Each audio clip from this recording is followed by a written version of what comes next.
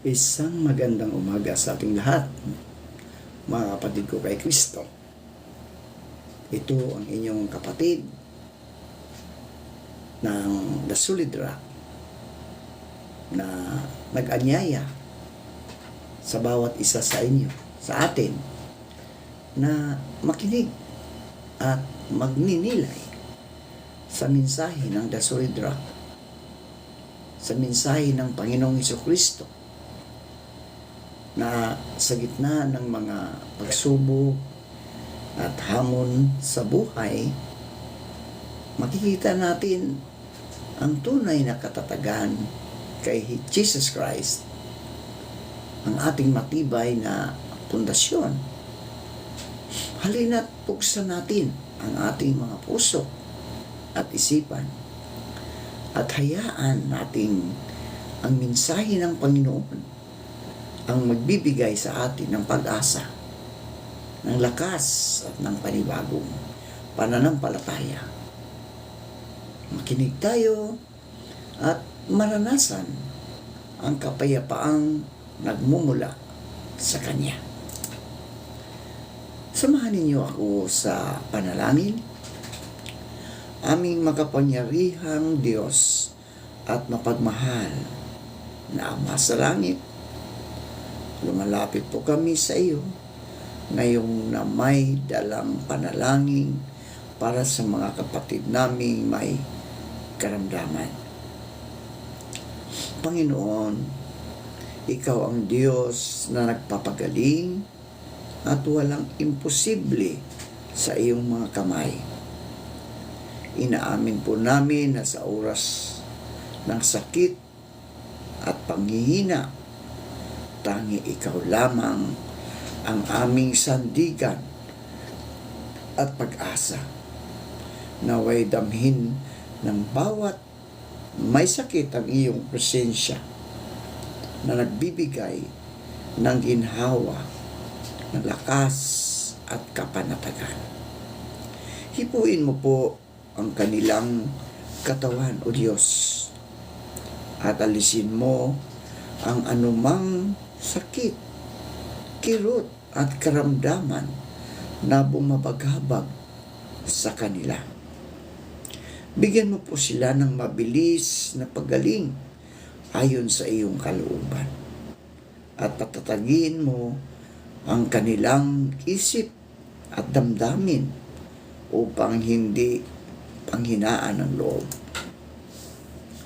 Panginoong Hesus, palibutan mo sila ng iyong pagmamahal at ilayo sa anumang takot at pag-aalala. Gabayan mo rin po ang mga doktor, ang mga gamot at lahat ng paraan upang sila ay gumaling at maibalik sa maayos na kalusugan. Itinataas din namin sa iyo ang kanilang pamilya at mga nag-aalaga sa kanila. Bigyan mo po sila ng pasensya, ng lakas at patuloy na pag-asa sa gitna ng pagsubok. Salamat po sapagkat Ikaw ang Diyos na nagbibigay ng kalinga, kagalingan, kapayapaan at bagong lakas. Patuloy kaming magtitiwala sa iyong dakilang plano sa pangalan ng Ama at ng Anak at ng Banal na Espiritu Santo. Amen at Amen. Ang ating pagninilayan ngayong umaga, mga kapatid ko kay Kristo, ay matatagpuan sa mga libro o aklat ni Mateo, Kabanata 9, talatang 27 hanggang 31. Ito po ang sinasabi, mga kapatid, no? Nang lisanin ni Jesus ang dakong iyon, sinundan siya ng 2 lalaking bulag. Sila ay sumisigaw na sinasabi, "Ikaw na anak ni David, mahabag ka sa amin." Pagpasok niya sa bahay, lumapit ang dalawang lalaki sa kanya. Sinabi ni Jesus sa kanila, "Sumasampalataya ba kayong magagawa ko ito?" Sinabi nila sa kanya, "Oo, Panginoon." Nang magkagayon, hinipon niya ang kanilang mga mata at sinabi, "Mangyari sa inyo ang ayon sa inyong pananampalataya." Namulat ang kanilang mga mata. Mahigpit na ipinagbilin sa kanila ni Jesus na sinasabi, "Huwag ninyong sabihin ito kahit na kanino." Ngunit nang makaalis na sila, ikinalat nila ang nangyari sa buong lupaing iyon. Pinagpala na po tayo sa pagkabasa at pagkarinig ng salita ng Diyos. Mga kapatid ko, magandang araw. Magandang umaga sa ating lahat. Talagang ang biyaya ng Panginoon ay patuloy na bumuhos sa ating lahat. Yun ang pagising natin, mga kapatid, di ba? Talagang ito'y unang biyaya na ibinigay ng Diyos sa lahat. Sa lahat ng kanyang mga anak. Kaya dito sa talata ng Mateo, sa libro ni Mateo, sa talatang siyam, kabanata siyam, talatang 27 hanggang 31, dito makikita na ang dalawang lalaking bulag na lumapit kay Jesus ay may dalang matibay na pananampalataya. Habang si Jesucristo ay lumalakad, sila ay sumisigaw. Namisigaw sila, "Maawa ka sa amin, anak ni David." Ipinapakita nito ang kanilang pagkilala kay Jesus bilang Mesiyas na matagal nang hinihintay ng Israel. Ang kanilang sigaw, mga kapatid, ay hindi lamang simpleng panghingi ng tulong. Ito ay isang pagpapahayag ng pananampalataya sa kabila ng kanilang kapansanan. Hindi sila nawala ng pag-asa. Bagkus, mas lalo pa silang lumapit kay Jesus. Mga kapatid ko kay Kristo, ito ay isang paalala sa atin na sa gitna ng ating kahinaan at pagkabulang, sa ilang bahagi ng ating buhay, maaring espiritual, emosyonal, o pisikal. Ang pinakamahalaga, mga kapatid, ay ang patuloy na pagtitiwala sa Diyos. Lumapit si Jesus sa kanila at tinanong, "Naniniwala ba kayo na kaya ko itong gawin?" At sila ay sumagot, "Oo, Panginoon." Dito natin, mga kapatid, makikita ang kahalagahan ng pananampalataya. Hindi lamang sapat ang paghingi ng tulong. Kinakailangan ang paniniwala na may kapangyarihan ang Diyos na kumilos sa ating sitwasyon ngayon. Kaya, mga kapatid, huwag tayong mag-alala. Yung pagtaas ng lahat ng bilihin ngayon, dahil pagtaas ng gasolina, huwag tayong mag-alala, huwag tayong manghinaan ng loob. Dahil kinakailangan ang ating paniniwala at pananampalataya dahil ang Diyos ay may kapangyarihan na kumilos sa ating sitwasyon ngayon. Tandaan natin na ang Diyos ay lagi nating kasama, mga kapatid. At dahil sa kanilang pananampalataya, hinipo ni Jesus ang kanilang mga mata at sila ay pinagaling. Di ba? Pinagaling niya.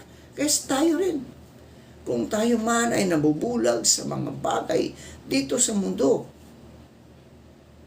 magtiwala tayo sa Diyos na ito ay ipagkakaloob niya sa atin kapag tayo ay may pananampalataya sa Kanya. Pagkatapos nito, mga kapatid, sila ay binalaan.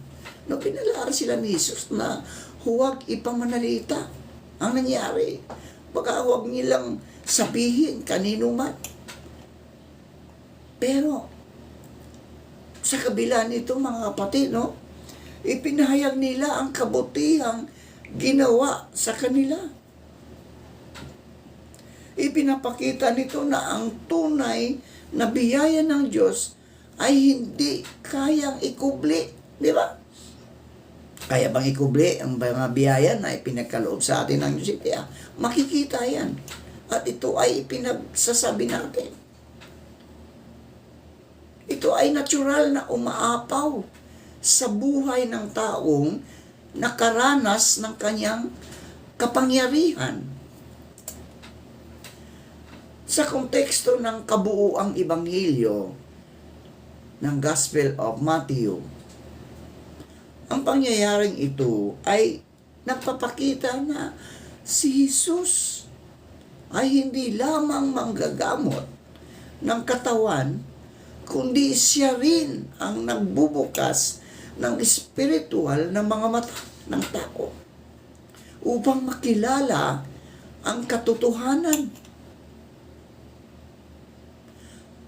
Ang pisikal na pagaling, mga kapatid, ng mga bulag, bulag, ay simbolo rin ng espiritual na paggising ng sinumang mananampalataya. Mga kapatid mo kay Kristo, ito ang hamon sa atin ngayong umaga. Una, tulad ng dalawang bulag, dapat tayong magtiyaga sa pananalangin. Kahit tila hindi tayo agad naririnig, ang Diyos ay patuloy na kumikilos sa tamang panahon. Ikalawa, ang pananampalataya ay susi, no? Susi sa paglapit sa Diyos. Hindi sapat ang pagdududa o takot. Kailangan ang matibay na paniniwala na siya ay may kapangyarihang magbago ng ating kalagayan. Ikatlo, ang biyaya ng Diyos ay hindi lamang para sa pisikal na kagalingan, kundi para rin sa espiritual na kaliwanagan. Nais ni Jesus na hindi lamang tayo gumaling sa katawan, kundi lumakad din tayo sa liwanag ng katotohanan. Sa katapusan, mga kapatid, ang Mateo, Kabanata 9, ay paalala na ang Diyos ay hindi nagbabago. Tandaan natin yan, mga kapatid. Ang Diyos ay hindi nagbabago. Kung paanong pinagaling niya ang dalawang bulag, kaya rin niya tayong pagalingin. No? Kaya rin tayong pagalingin sa ating mga pagkabulag. Sa buhay, mga bagay na pumipigil sa atin na makita ang kaniyang plano at kabutihan. Kaya mga kapatid ko kay Kristo, sa araw-araw, lumapit tayo sa Kanya ng may pananampalataya at maranasan natin ang Kanyang kagalingan, kapayapaan at pag-asa. Tayo po ay manalangin. Aming mapagmahal na Diyos at Ama sa langit, maraming salamat po sa iyong mga salita na aming napagbubulayan, kung saan ipinakita mo ang kapangyarihan ni Jesus na magpagpagaling sa dalawang bulag na may matibay na pananampalataya. Panginoon, tulad ng dalawang bulag na lumapit kay Jesus at sumigaw ng may pag-asa, turuan mo rin po kami na lumapit sa iyo ng may ganap na pananampalataya sa gitna ng aming mga kahinaan, karamdaman at espiritual na pagkabulag. Tulungan mo po kaming hindi mawala ng pag-asa at patuloy na magtiwala sa iyong kapangyarihan. Panginoong Hesus, buksan mo po ang aming mga mata upang makita namin ang iyong katotohanan at kalooban. Alisin mo po ang anumang bagay na nagiging hadlang upang kami ay makalakad sa liwanag ng iyong presensya. Salamat po, O Diyos, sa iyong kabutihan at awa, sapagkat ikaw ay Diyos na nagpapagaling, nagpapatawad, at nagbibigay ng bagong pag-asa sa mga lumalapit sa iyo ng may tapat na puso. Naway ang aming pananampalataya ay maging matatag at patuloy na lumago tulad ng ipinakita ng mga lalaking pinagaling. Ito po ang aming dalangin sa pangalan ni Jesus. Amen.